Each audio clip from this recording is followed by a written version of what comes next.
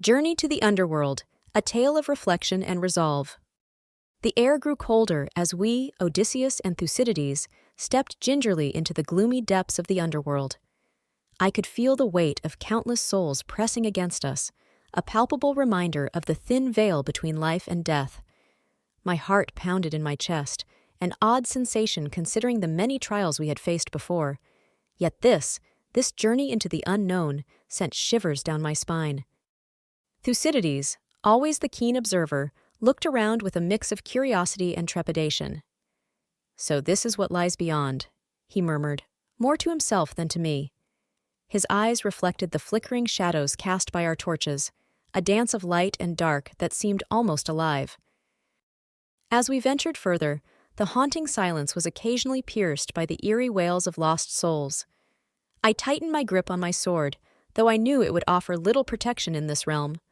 We passed rivers of lava and fields of asphodel, the flowers swaying in a non-existent breeze. Thucydides suddenly halted, his gaze fixed on a distant figure. "Look, Odysseus," he whispered, pointing towards the shadowy form. "Is it—" We approached cautiously, and as the figure came into clearer view, my breath caught. It was the great Achilles, his visage as noble in death as it had been in life. He turned his sorrowful eyes toward us, a flicker of recognition crossing his face. "Odysseus," he greeted me, his voice a whisper carried on the wind. "Why do you journey to this forsaken place?" "Great Achilles," I replied, bowing my head in respect. "We seek wisdom, guidance for the trials that lay ahead. Tell us, what have you learned in this land of shadows?" Achilles sighed, a sound filled with centuries of longing and regret. "The underworld is a place of reflection, Odysseus. It strips away the illusions of life, leaving only the bare truths. Remember this, honor and valor are worth more than gold, but even they cannot stave off the embrace of death. Cherish your time, for it is fleeting." His words echoed in my mind as we continued our journey, their weight heavy upon my heart. The underworld was a realm of wisdom, but also one of sorrow. Yet, with each step, I felt a deeper understanding of our own mortal existence. Thucydides and I exchanged a solemn glance. We had come seeking answers, and though we had found more questions, we also found a newfound resolve. The path ahead would be fraught with danger, but we would face it together, with the wisdom of the dead guiding our steps. As we ascended back toward the world of the living, the underworld's shadows began to fade, replaced by the warm glow of the sun. I took a deep breath, savoring the fresh air. Our journey had only just begun, but we would carry the lessons of the underworld with us, etched into our very souls. Facing mythical perils, the Sirens, Scylla, and Charybdis. As I stood on the deck of our sturdy vessel, the wind whipped through my hair and the sea salt clung to my skin. We sailed through the wine-dark sea, a testament to our courage and resolve. I, Thucydides, chronicler of our trials, bore witness to the courage and sheer will of my comrades. The Sirens were the first to challenge our resolve.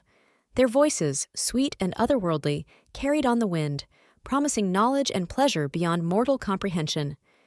I commanded my men to plug their ears with beeswax, and had myself lashed to the mast, for I wished to hear their song yet remain steadfast. Their melodies spoke of lost loves, forgotten glories, and whispered secrets of the universe. My heart ached to follow their call, but I remained bound, a prisoner, to both my curiosity and my duty. With the Sirens behind us, we approached the narrow strait where Scylla and Charybdis lay in wait. The sea foamed and churned, a cauldron of doom ready to consume us. Scylla, a monstrous creature with 12 legs like great tentacles and 6 heads, each with 3 rows of sharp teeth, lurked in her cave. On the opposite side, Charybdis, a fearsome whirlpool, threatened to drag our ship into the abyss with her powerful pull. Navigating these perilous waters required skill and precision. We steered closer to Scylla, for while we risked losing men to her ravenous heads, it was preferable to the total destruction Charybdis promised. As we sailed past, Scylla struck. Her heads lashed out, snatching 6 of my bravest men. Their screams echoed in my ears as they were dragged into the depths. My heart was heavy, yet I knew we could not afford to mourn. Our survival depended on our resolve. We pressed on, our eyes fixed on the horizon, hearts steeled against the horrors we had witnessed. The memory of the siren's song and the terror of Scylla and Charybdis would forever be etched in our minds, a reminder of the fine line between life and death on the open sea. The Wrath of Helios, a tale of divine retribution. Our journey had taken us to many perilous shores, but none haunted me as profoundly as the island of the sun, sacred to Helios, the sun god. As I, Thucydides, recount this tale, the weight of our actions and their consequences bear heavily on my mind. We arrived at the island, our provisions depleted, and our spirits low. The island was a paradise, rich with pastures and abundant cattle, the divine herds of Helios. Odysseus, our wise leader, warned us sternly.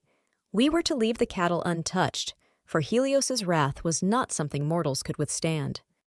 Days passed, and the howling winds trapped us on the island. Hunger gnawed at our insides, and the divine cattle became an irresistible temptation.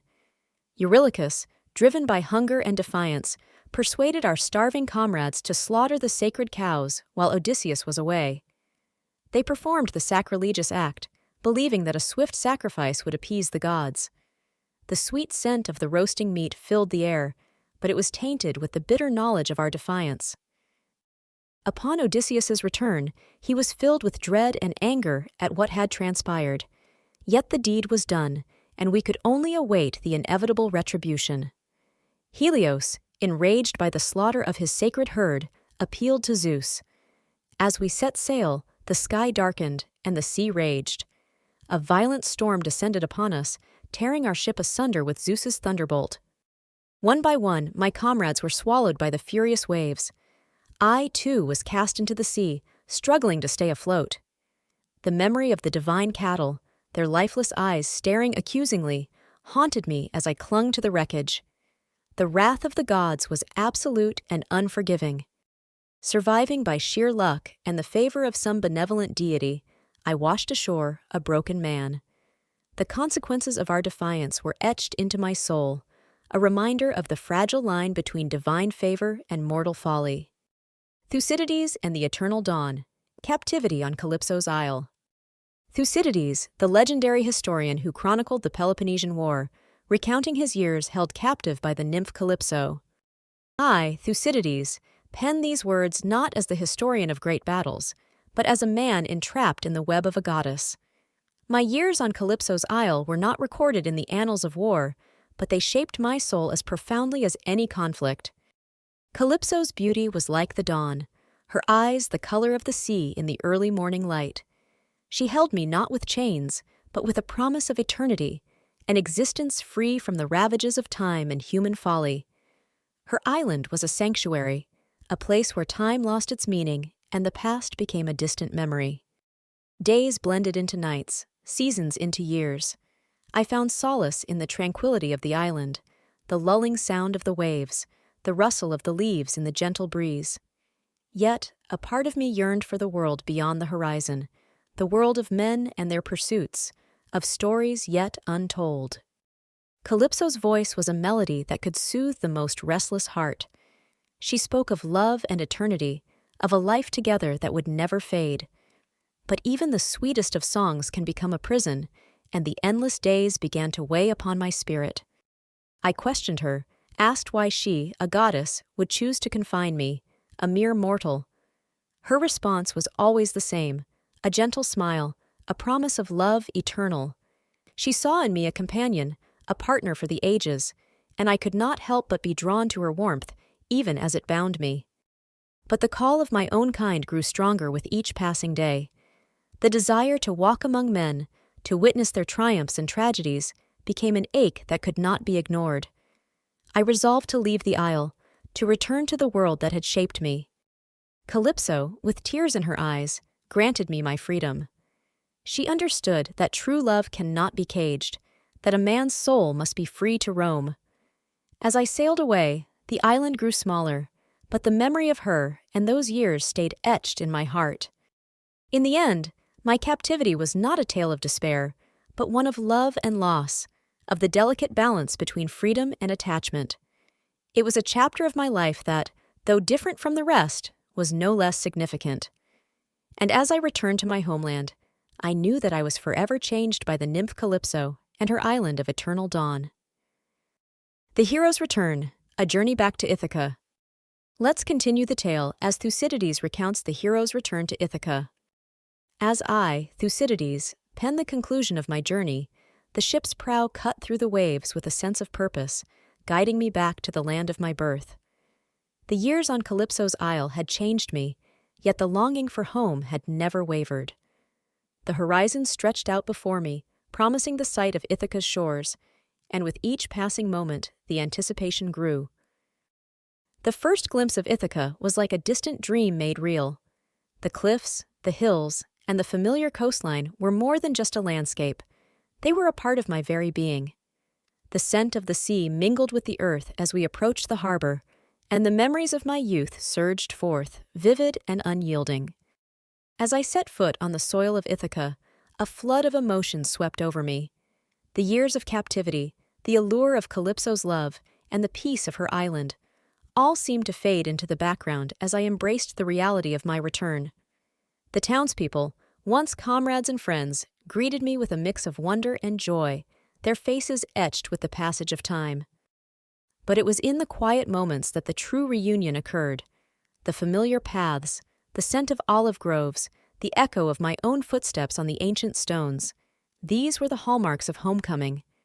Each step took me closer to the heart of Ithaca, to the hearth and warmth of family. In the courtyard of my house, I found the dearest faces of all.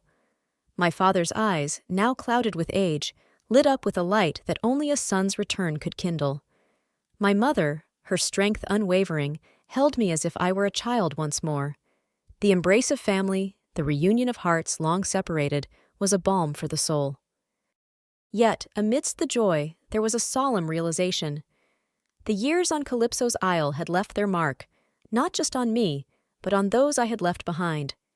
Time had moved forward, and with it, the lives of those I held dear. The passage of time, the inevitability of change, was a lesson learned both in captivity and in freedom. As I sat by the fire, recounting my tale to those eager to hear, I saw the reflection of my journey in their eyes. The trials, the love, the loss, and the ultimate return, all woven into the tapestry of my life. Calypso's isle was a chapter, but Ithaca was the culmination of a journey that had shaped me in ways I could never have imagined. In the end, it was not just the return to Ithaca that defined my story, but the understanding that home is not merely a place, but a state of being.